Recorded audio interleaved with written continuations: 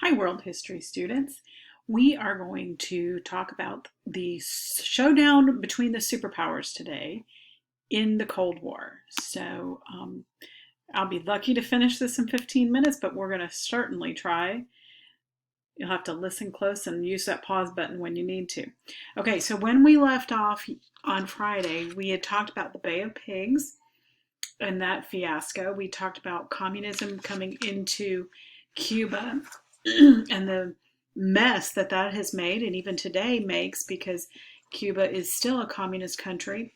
We also talked last week about the Vietnam War and the Korean War. So today we're going to look more at the two superpowers themselves, the United States and Russia, which at this point is the USSR, or the Soviets. Okay, they are currently led at this point in history, in the 50s, by a man named Nikita Khrushchev.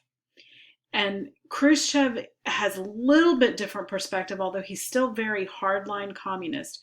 He has a slightly different perspective than both Lenin and Stalin did, in that he's willing to talk about peaceful coexistence. The idea that we don't have to, well, for them, that the Soviets don't have to convert everybody to communism, that we can all just get along the way we are. And then comes Sputnik. Sputnik was the Soviets launching the first man-made satellite into space, and Americans were shocked. Here we were thinking that we were leading in the technology and science. We were leading the whole world in these fields, and suddenly we realized that we're playing catch up, that we are not leading, that the Soviets have launched something into space before we could. So we had two basic responses to this. First of all, we made a quick resolve as Americans to improve education, especially in the sciences. So in this late 60s, early 60s really, we start to see a huge improvement in the science fields in American schools. And the second response is we accelerated our own space program. John F. Kennedy became president in 1960, and he promised in his inaugural address that he was going to have a man on the moon by the end of the decade. We made that. We did. We were the first ones to put a man on the moon, and we did that in July of 1969. But it was a race, because the Soviets are going to be the first one, as you see here, to put a man-made satellite into orbit, and then they will be the first ones to put a man into space. But we will be the first ones to land men on the moon. Okay, so that kind of depicts where we are. The tension is still very real between these two countries. And then along comes, in the early 1960s, the U-2 incident. And the U-2 incident happened in August of 61. No, it didn't. It was earlier than that. I can look back and catch the date. May of 1960. An American serviceman by the name of Gary Powers was flying a U-2 plane, which is a spy plane, over Soviet territory, and he was shot down and taken captive by the Soviets. When we had been saying, we're not spying. Oh yeah, we were. So he was tried by the Russians. He was found guilty of espionage, and he was thrown into prison. He was freed in 1962 as part of a prisoner exchange, where we gave them some prisoners that we had, excuse me, of theirs, and Gary Powers was freed and later killed in a helicopter crash, of all the odd things. But and that added tension to all of this attempt at coexistence. And then the next thing that added more tension to this attempt at getting along is the Berlin Wall. And I'm going to show you a picture here. I have to leave out of this. This is what the Berlin Wall did. Now remember that East Berlin, which is over here, is the part that's communist. But all of the surrounding territory here is also East Germany, and it too is communist. So they built a wall entirely encasing West Berlin so that people from over here in East Berlin could not escape to here because this area was free. And that's how it worked. So the wall was entirely, as I said, encasing, hold on, oops, ended up back, entirely encasing West Berlin, and people would try to escape. People tried to jump across the wall. There was barbed wire there, though it was not pretty. People tried to escape in homemade hot air balloons, digging tunnels underground, all kinds of different ways. If they were caught, they were thrown in jail or executed on the spot. It was a horrible way of existence. And we'll talk about the breakdown of that wall in just a few minutes. But that was built, it was begun in August of 1961. In a sense, as your book says, the wall was an admission of failure. Oh, hold on, let me go back one. All right, but then there comes a thaw. President Nixon became the U.S. president in the late 1960s. I believe it was 64. 64, I believe he became president. Or 68. 68, he became president. He actually visited China. He was the first U.S. president to do so. He visited communist China. And at this point, America was not recognizing communist China as mainland China. We were recognizing Taiwan as the official government of China. So his visit there and his attempt to establish a normal relationship with China was a huge step forward in thawing this Cold War and in making sure that the whole world could get along. We could peacefully coexist. And his Secretary of State, who was Henry Kissinger, was famous for his attempts to establish what he called détente.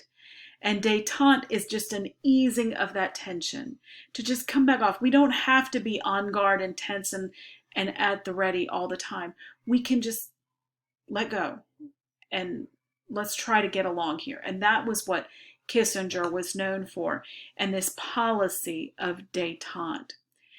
Nixon further worked towards establishing a thaw in the Cold War by signing the SALT Treaty. Now, SALT stood for Strategic Arms Limitation Treaty, or talks.